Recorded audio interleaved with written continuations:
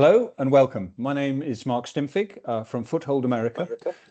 I'm glad to welcome you to this interactive panel event where we're going to explore how to effectively navigate the complex IT and regulatory US landscapes. This requires more than just some great USPs. It demands a strategic roadmap tailored to the new American tech and operational shifts. To help us in this journey, we've assembled some tremendous experts who can signpost you and your business on this journey. And I'd like to start, if I may, by introducing you to each of them in turn, who are just going to give you a very sort of brief 1-minute heads up on who they are before we go into an interactive panel event where I pose some more questions to them on this whole process. So if I can start by introducing and welcoming you to Stuart Black from ERGOS. Stuart, tell us something about who you are and what you do. Thanks, Mark. I'm Stuart Black. I'm the Managing Director at ERGOS UK. We help businesses take the stress out of IT by acting as a strategic partner rather than just a support desk. Our focus is on secure, scalable cloud solutions, particularly Microsoft 365 and Azure, alongside proactive cybersecurity and 24/7 support. What sets us apart is that we just don't fix problems, we prevent them, aligning IT with business goals to improve efficiency, reduce risk and support growth. Whether it's a full outsource or working alongside an internal team, we give the organisations confidence that their technology is secure, compliant and genuinely driving value. Put it simply, we make IT one less thing for our clients to worry about so that they can focus on running and growing their business. Stuart, thanks very much for that succinct summary. And if I can now ask Laurie Spicer from Foothold America to come to camera and tell us something about your biography and background, Laurie. So my name is Laurie Spicer. I'm a director here at Foothold America. And at Foothold America, we've been helping international businesses exclusively land in the United States. And while we are often associated with employment and co-employment models, helping international companies employ staff with payroll and benefits in the US, what we're going to talk about today is more about how we support businesses with setting up their US legal entity and also the ongoing management and support of that. We do things like virtual offices. We can help with helping companies set up their bank accounts and also US GAAP compliant bookkeeping.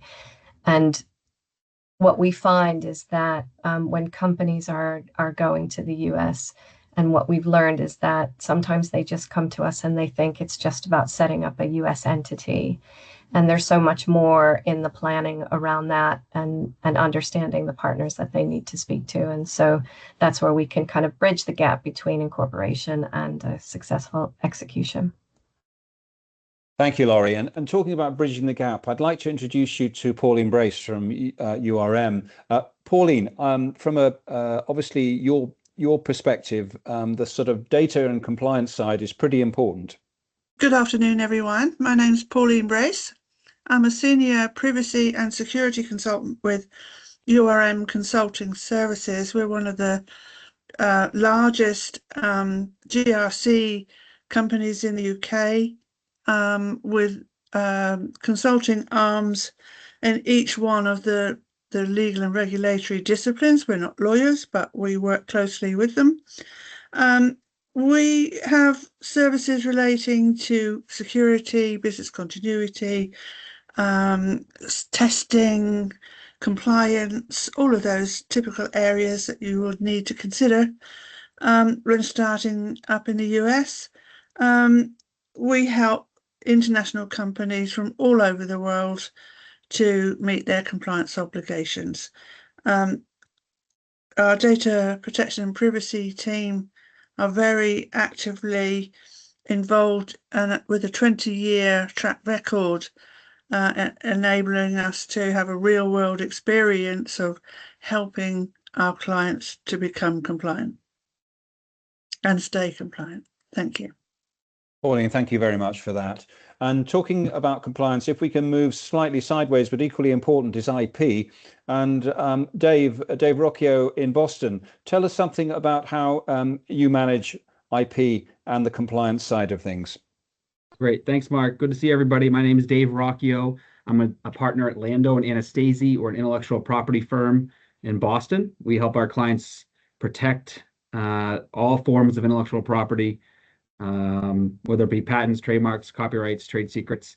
There are lots of local rules in the US and laws in the US, but there's lots of global considerations as well when thinking about entering the US market, what you need to do from an IP standpoint.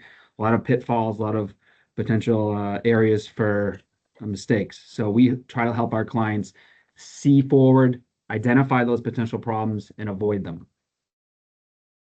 Avoidance is always good, Dave. That's great. Thank you for that. And before I come back to each of those panelists and ask them some more detailed questions, just want to let you know we are recording this. So afterwards, we will publish this recording, and it will be available both to you and to any of your colleagues who you want to forward this information and this video to. If we can start to kick off and look at this roadmap in terms of high-level key themes and points. And if you have any questions, please put those questions into the text. And for the last 10 minutes, quarter an hour, we'll fire those questions back to the panelists, so we get some really interesting interactivity as this panel event progresses. Okay, so I'm going to start, if I may, with Stuart from ERGOS.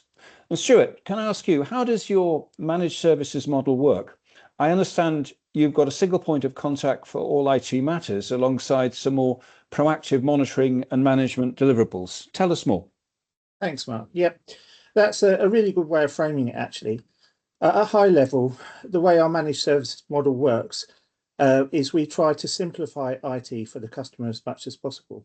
So rather than having to deal with multiple suppliers, vendors, or internal silos, our clients get a single point of contact into ERGOS for everything IT related, whether that's a support issue, a project, a security concern, or even just some strategic advice. From our client's perspective, it's one number to call, one relationship to manage. Behind the scenes, though, there's quite a lot going on. We've got dedicated service desk, specialist engineers, and a wider team covering infrastructure, cloud, and security, all working together. So while the customer simply sees that they're getting access to a full stack of expertise, a big part of the model is also proactive rather than reactive. We install agents and monitoring tools all across the environment, which means that we're consistently managing things like patching, performance, security, asset visibility in the background.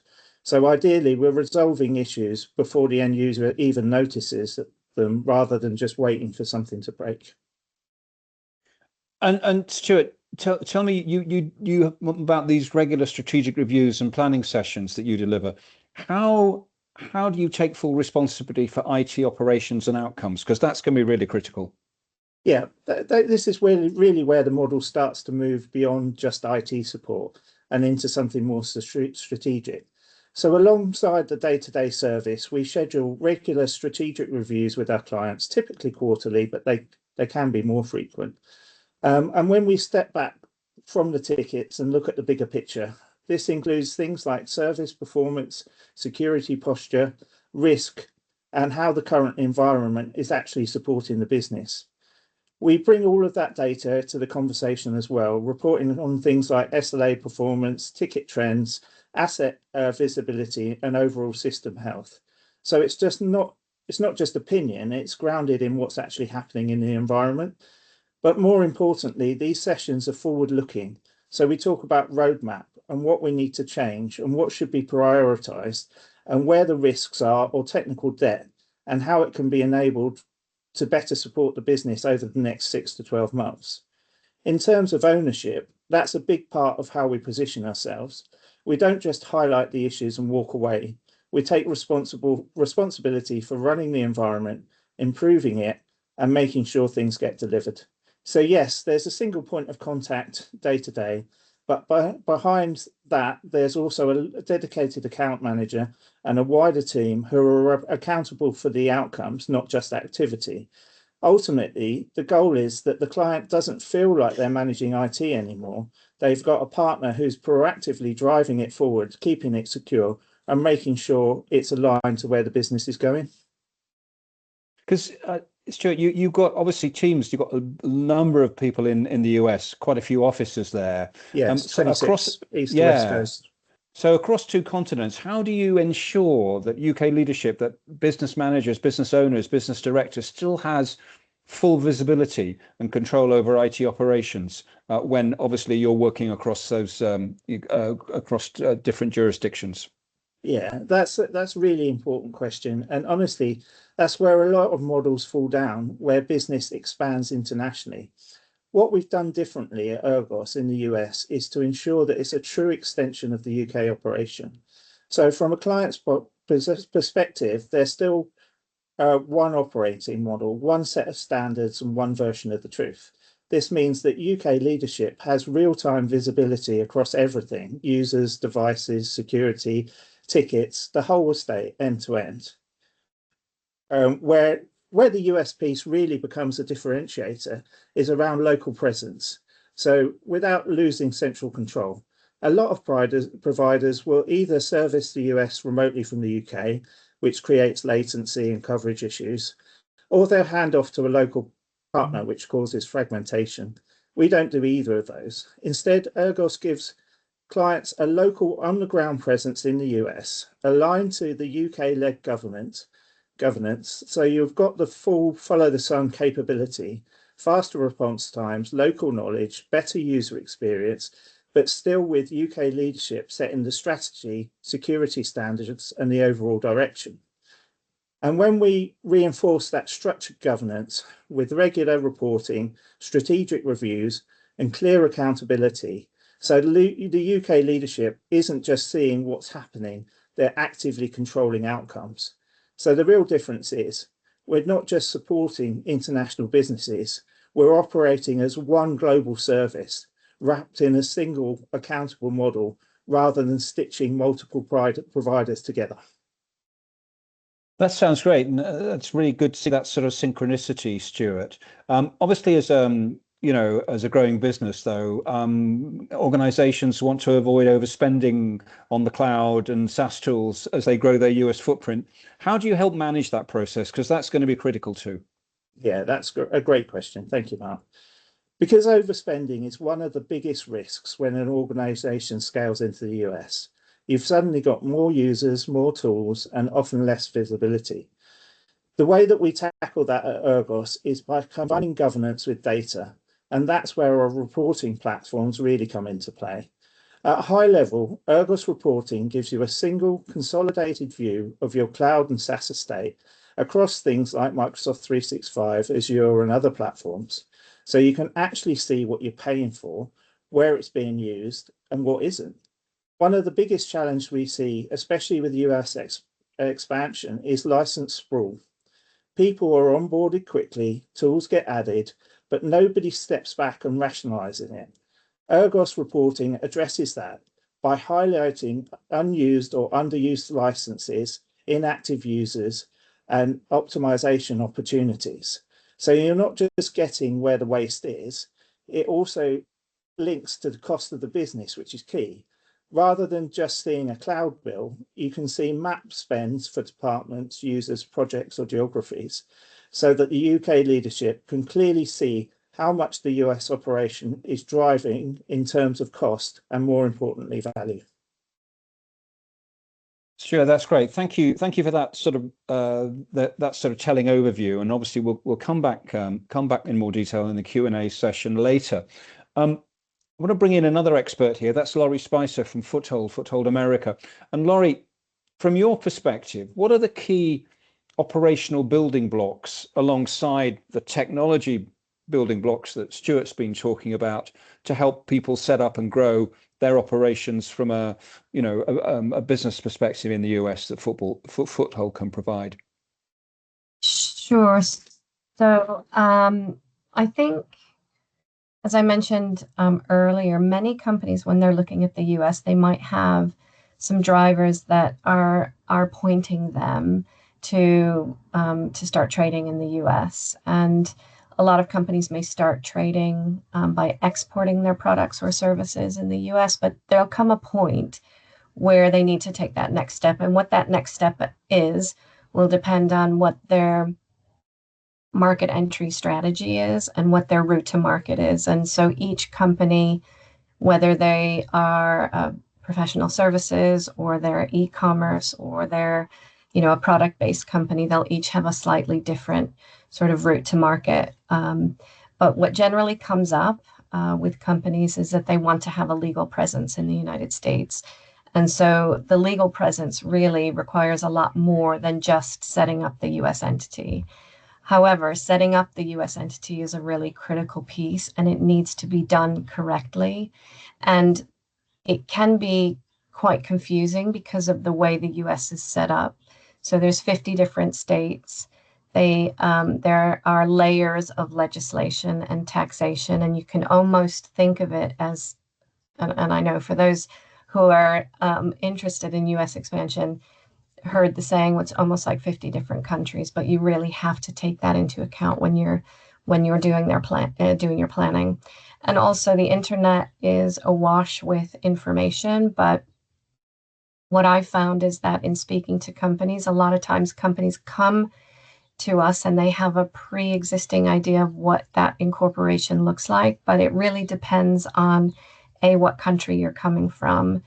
You have to really understand that cross-border piece. So if you're setting up a subsidiary in the US, you need to know what those cross-border implications are. And really, the most successful companies that we've seen sort of move over to the US are ones that actually take their time and understand that process before they get going. You talk interestingly about common pitfalls, Laurie. What are the most common mistakes a company encounters when they set up? Where do they go wrong, and how can we help them?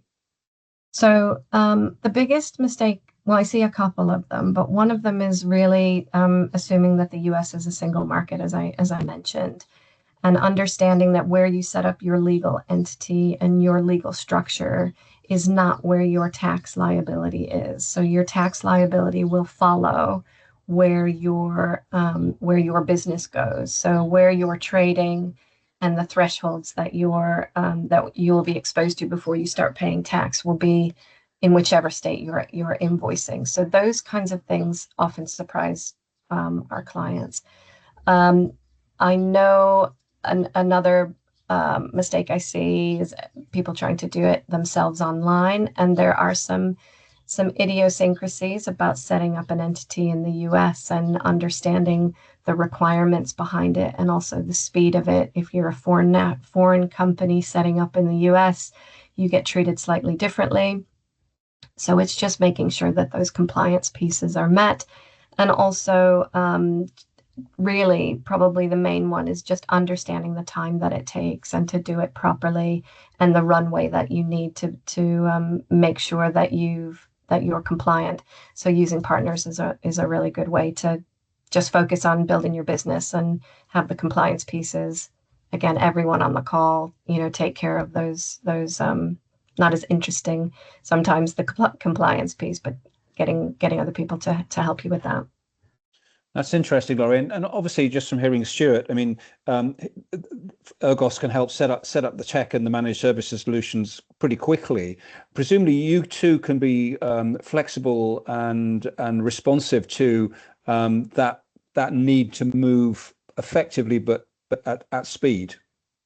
Yeah, and that's very true. We've got some processes in place that will allow an entity to be set up in a space of days as opposed to months for a lot of international companies. And we've got good relationships with the most popular states where companies are looking to set up.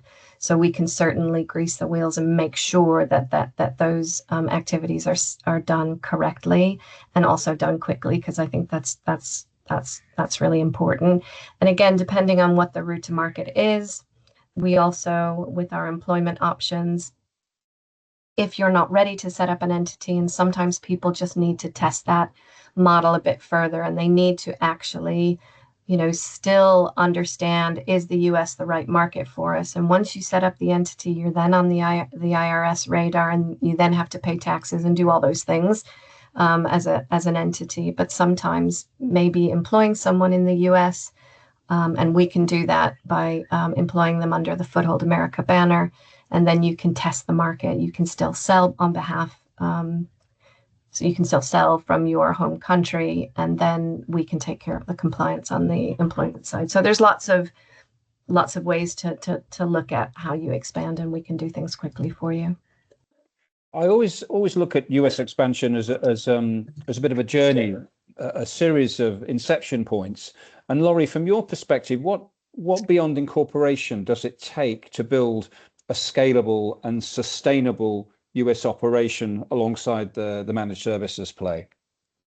Yeah, it's a really good question, because again, sometimes people they think, okay, great, I'm going to incorporate and then I can trade. But there's a lot of things that you need to consider. It's how are you going to do your bookkeeping? How are you going to manage your IT services, your IP, making sure that your data is compliant, all of those things, and having those operational plays are important to do the research. And also things like, how will you manage your US entity? How will you, what is your presence going to look like? You'll most likely need an address in the US. And again, we can provide things like telephone numbers, phone support, call forwarding, mail handling, all of those things that that companies will need to prove that they do have a presence, even if it's a non-domicile presence. And probably one of the biggest things too is the banking requirements for international companies are becoming a lot stricter. And so we can help the companies support them in setting up bank accounts, which makes it a lot easier. And we kind of do all the heavy lifting there as they set up. Laurie, that's great. And again, thank you for that sort of insightful look at operations. Clearly, another really important ingredient here is data. And if I can, Pauline, I'd love for you to tell us more about the necessary data and compliance issues that UK companies need around, is it UK-US data bridge, and how to ensure that US partners are certified. Have they updated their privacy policies, and how to use data processing agreements to manage risk? Yeah, happy to give some hints and tips to our audience on this topic, but I want to take a quick step back, because the US UK to US data bridge, so-called data bridge, it's actually a data protection framework that the UK has approved for the transfers of personal data, or in some cases called PII, to the US, so from the UK. But it does not cover everything relating to data compliance. It only covers the transfers of data between the US and the UK. Now, information is the lifeblood of any company, and we try and address this by performing some kind of risk assessment on the back of a data audit. What are you going to be transferring in your brave new world? What are you allowing access to wherever it is in the world?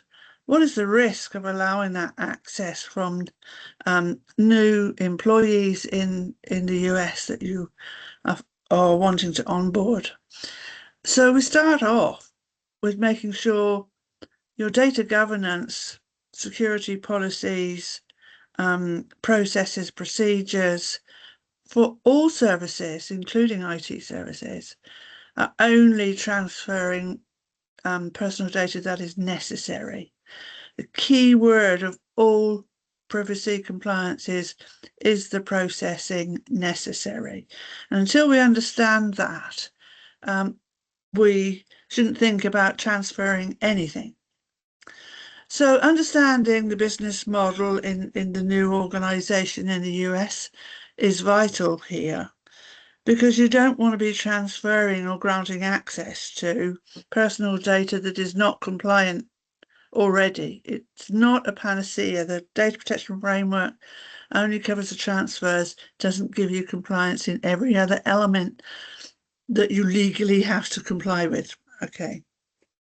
The challenge, as Laurie correctly alluded to, is that in the US there is no single federal data privacy law, and the 50 states, many of them have their own unique privacy laws, California being the most famous and the most mature, but there are plenty of other states that have started to introduce state-level privacy laws, and they're all different. So most of our international clients take the approach that, well, European and UK privacy laws are stronger, so they set the bar high and opt to comply with the GDPR as their baseline standard, and then add anything on top of that that the local laws require. It's further complicated a little by sector legislation. So if you're processing or wishing to process PII relating to health data, you have the HIPAA Act, which governs that in the US. You have financial sector privacy laws, Gramm-Leach-Bliley. In education, you have FERPA, FERPA, which governs the use of student educational records. So it's not just, there's no federal law, there's 50 different states worth. You've got sectoral legislation on top of that, and it can be very daunting without some hand-holding through your data audit. Let's take a look at what you're processing, where, why is it necessary, is it compliant already, and then use the data bridge to transfer the data across the seas. That's really interesting, and obviously that sectoral approach between health, financial, and education also a twist on top as well. If you were to give us 3 tips for a UK company when they have staff working remotely in the US, what would those be, Pauline? What would you say to them? 3 tips. Well, my first one I've already mentioned is understand your data flows and the geographical location of where that data is moving. I so often get the claim, well, we don't transfer any data, the data doesn't move. But if you're granting access to your new American entity to data that's hosted in Europe or the UK, because they can access and review and consult and modify that data, that is actually affecting a transfer. So that's one myth exploded when we have to understand those data flows. The second is also tying in nicely with what Laurie was saying about partners. When you appoint a partner that's going to provide you with services that will process personal data, it's absolutely essential that the new company performs, or the expanding company performs, some due diligence checks on those partners. How good is their security? What agreements need to be in place? Who's going to be accountable for the processing of personal data? It may be customer personal data, it may be staff personal data, employee data, and the rules are just slightly different for each type. So those due diligence checks are absolutely essential before you sign any agreements for expanding your supply chain. So it's really important to identify who you're going to be sharing your personal data with, where it's going, those data flows. And finally, there are some key principles embedded in the privacy law. I suspect that lots of our audience today will have come across them. The key ones for me are transparency. do your data subjects, so the individuals whose personal data it is, have they been fully informed about this transfer or data sharing activity with your business partners? Have you included that within privacy information notices? The key compliance obligation for companies transferring that data to the United States is to have data subject rights respected. We all have rights to privacy. If that data is going to be transferred to a new US entity or a business partner, the owner of that data is you as data controller, and you have some hoops to jump through to make sure our rights are upheld and respected, because the US, because of its structure and the state's law, may not have equivalent protection for our personal data that we have and enjoy here in the UK and Europe and many other countries globally. Pauline, thanks. And so if I was a UK business owner and I was starting up operating in the US, what would be the first privacy controls that I should put in place to avoid that regulatory exposure? Understanding, that inventory, that data audit, what's going to transfer, where is it being processed, even if it's in a cloud service, it's landed somewhere in some dark twinkling light data center on the ground. What's the jurisdiction over that data? And essentially, once you've got that understanding, you can start to build the framework of processing purposes. There's a key record in the UK law and in the European law. It's called a record of processing activities. Every company that's processing personal data, and I mean every company, needs to have a record of the processing they perform using personal data, and it's a mandatory legal record. And the first place the authorities will look at accountability for compliance. So records of processing is the first control I would recommend, because once you've got that understanding of what the data is, what type of data it is, where is it, and what do we do with it, why are we using it, why is it necessary, who shares the data, how's it protected, where in the world is it going, then you can comply with that first record of processing activities under the UK and European law. That'd be my first one. Pauline, thank you, and we'll come back to that in the Q&A. I'd like now to, if I can though, and that was really insightful, thank you. I'd like to bring in Dave Rocchio in Boston. And I always say, never leave home without getting the right IP and data protection advice. Dave, can you expand on that and the need for separate US registration for patents, trademarks, and designs? Sure. Thanks, Mark. Cutting to the end and the punchline first, right? IP rights, as Mark kind of hinted at, are territorial. So regardless of what you have in your home country or region, what you filed, whether you're a patent, copyright, trademark, design, if you don't have any of that in the US, then there's nothing to assert in the US.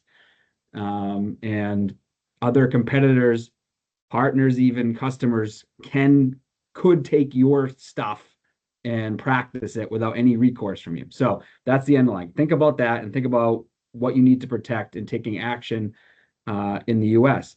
The bigger question comes, okay, well, if I'm going to need to file something in the US, why should I, right? One of the questions we often ask are, when people are trying to identify, because the rights are territorial, where they should file, thinking about where are you going to be as a company, where are your customers going to be, where are your competitors.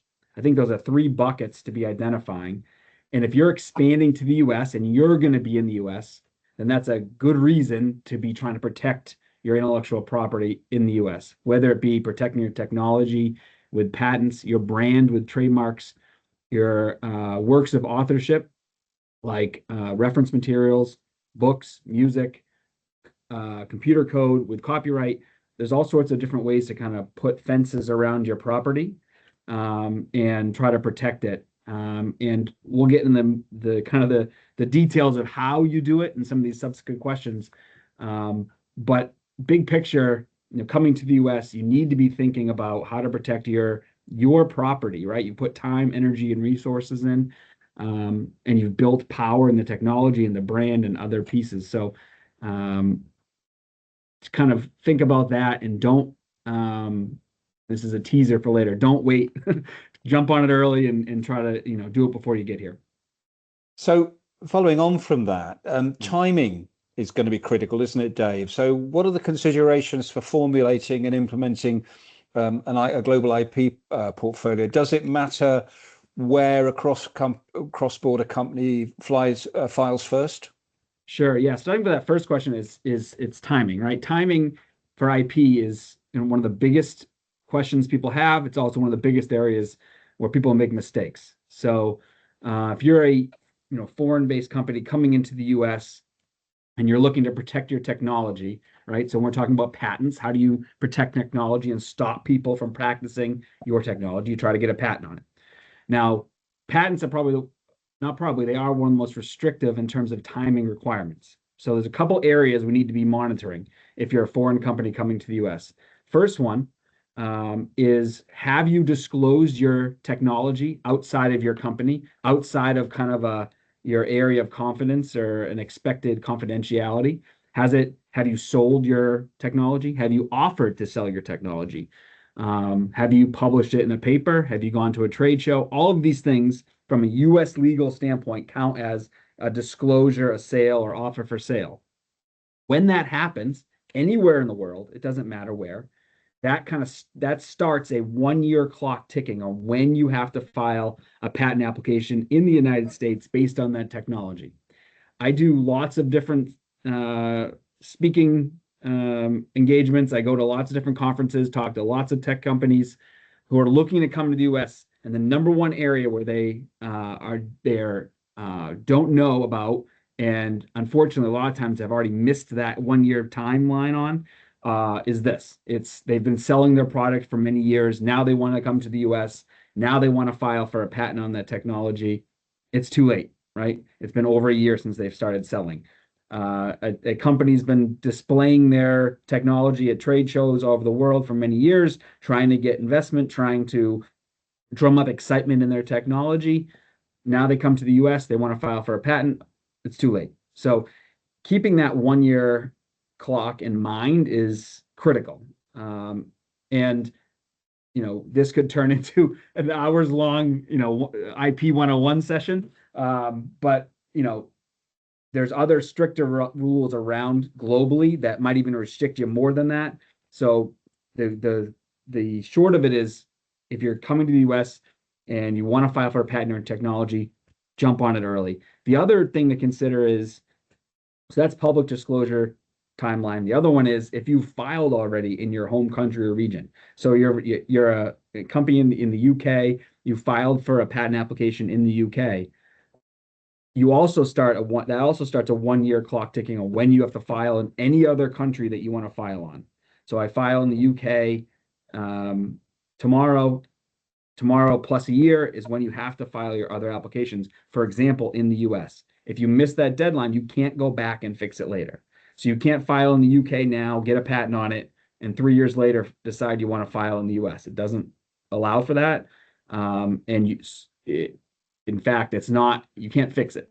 So keeping these timing requirements, Mark, as you mentioned, there's a lot to juggle. I'm sure as we're talking to these tech companies, startups, or established companies who have lots of different considerations, as we've heard from the other panelists. There's thousands of things to be thinking about. But if I can impress on these companies, one thing is really keeping that timing in line. And your final question about like where to file first, right? Especially if you're talking about global companies who are operating in multiple different jurisdictions or different countries, there are oftentimes local rules that require certain, inventors of that country to first file in that country. So, for example, if you're a tech company, you have your people who are in R&D and innovating are global. You have some people in India, some in China, some in the UK. UK inventors, not so much a problem. You can kind of file that application wherever you want first. China and India, not so fast. You have to file or get permission to file in other places first before you take action. Again, we could go down a rabbit hole discussing the intricacies of that. The takeaways are timing and where to file. Think about it early. Think about it before you come to the US, before you expand, and ask the right questions to make sure you're following the right steps so you don't make any mistakes that you regret later. Okay, Dave, that's really interesting. And just that wider picture, the dreaded phrase AI. What about AI-based inventions, and can you protect given they may be AI generated? Sure. No, it's a great question. It's a big gray area right now in the law, right? As you can imagine, and I'm sure everybody on this call has seen it, AI innovations are exploding. Almost everything that comes through our door these days has some sort of AI component. So from a US law standpoint, if AI is involved in the invention, from a patentability standpoint, you can protect it. While legally the standards are the same to get a patent, if I created a new pen versus if I created a AI-based innovation, the standards are the same. In the US, it has to be new. It has to be non-obvious over what was done before. Those are the two big ones. And for AI is no different. The AI software has to be new. It has to be non-obvious. But there's this third threshold that most tangible things meet automatically. It's not even a discussion. But from a software AI standpoint, there's another, practically speaking, another level. And that is, it can't be considered taking something that people have done for a long time, sticking on a computer, and then trying to get a patent on it.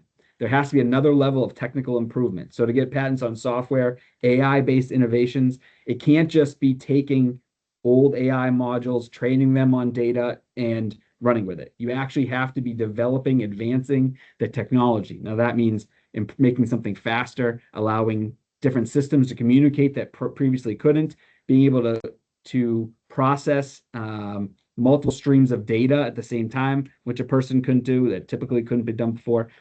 It's a very detailed, thoughtful question, which requires a lot of digging. Short of it is, yes, you can protect AI inventions.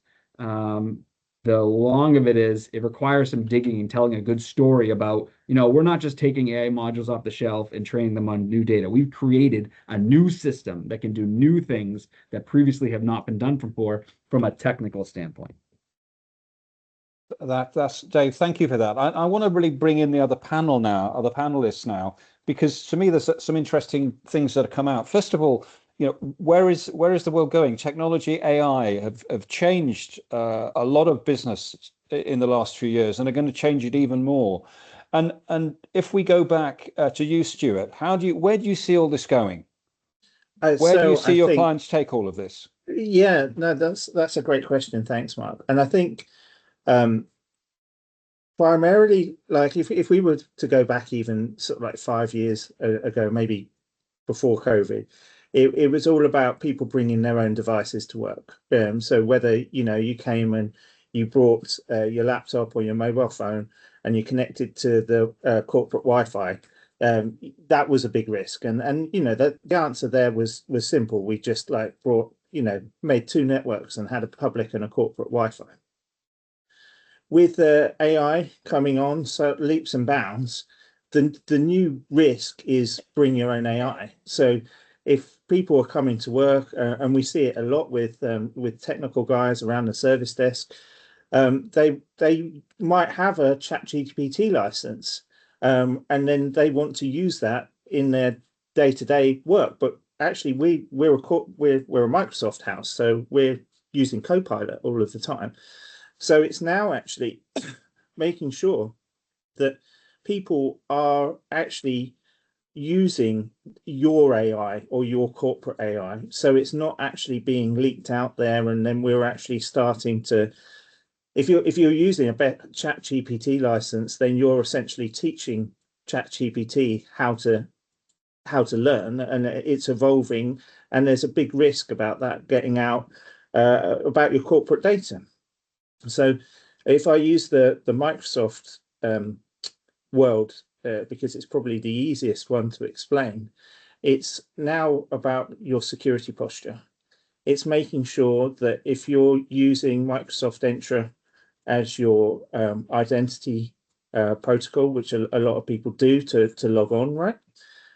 Making sure that you then use that to properly govern what that person or what that identity can access within the Microsoft tenancy. So it's making sure that they can't actually just fire up another AI on their laptop and start putting corporate data into that AI. It's making sure that if they do, or something happens, that it's reported, that you've got the right security and permissions around your structure, so that somebody's monitoring to make sure that Dave's just talked about IP and all of that. Well, you don't want that going straight out the door. You don't want all of your corporate secrets being leaked out onto some AI model. So that's probably one of the biggest risks at the moment, and that's something that's really hot right now, is making sure that you've got a decent security posture around your infrastructure, and that you're using the right tools to monitor what people are doing within the network. And Pauline, how does that play with what you do alongside what Stuart's just said? Yeah, I would certainly echo what Stuart's saying about your security posture. Very, very closely aligned with that thinking, because, you know, it all starts corporate level with policy. You know, what are your staff wanting to use AI for in the general available tools, and which of those are they permitted to use and for what purposes? So it starts with policy writing, unfortunately. I also see quite a lot of, I'm going to get down with the kids now and say FOMO. You know what that means? Fear of missing out. Are you really going to be using AI because you're frightened not to because everyone else is doing it? What is this capability, which has risks, going to do for your business? Do you really need it? Is it going to deliver the improvements that you want it to? And really the buying, commissioning and deployment processes around that is something that we often highlight, because everybody thinks it's, you know, bigger, better, faster, and quite often it is. But sometimes there are other impacts on the organisation by removing, you know, the human contact element, which some customers like very much. So it needs careful analysis before it's used, and that always starts with the policy.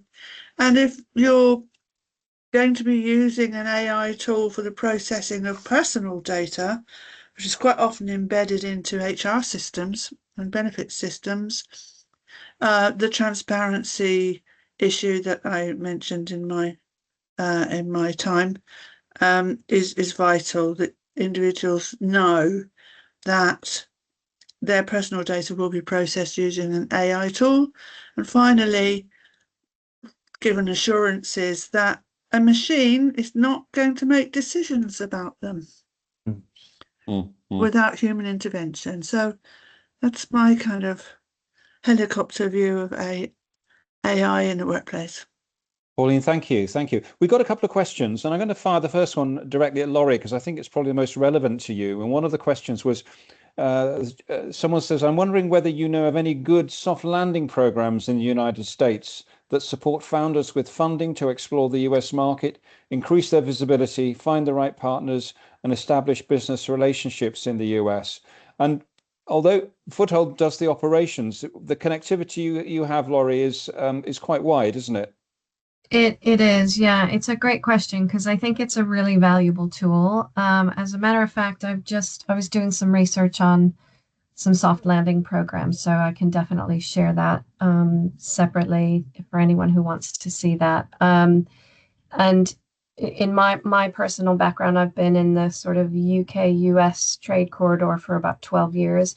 So my connections are pretty wide reaching in terms of either other professionals or also within the United States and specific areas. And this probably goes along with, what sector are you in? And we can certainly make some connections to help you get to the point where you need to have that support. It also touches on the regionality of the US and how, depending on where your sector is, where your supply chain, or where you're looking to hire staff, being close to a particular region rather than looking at the whole of the US, I think is part of that too, isn't it, Laurie?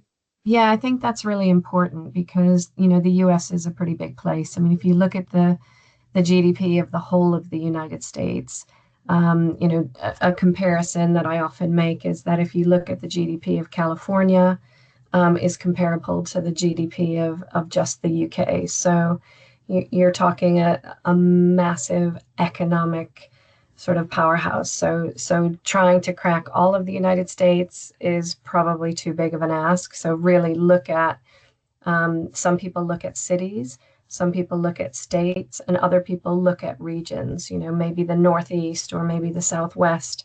But again, doing that research, and we can certainly point you in the direction of making sure that we can make connections for you so that you can understand where you're best placed to succeed. Fantastic. Conscious of time, so I'd like, if I can, to ask each of our experts for one seminal tip, one leaving thought that you'd like to pass on to the registrants, the attendees here today. What would that be? And if I can maybe start with Dave from a legal and an IP perspective.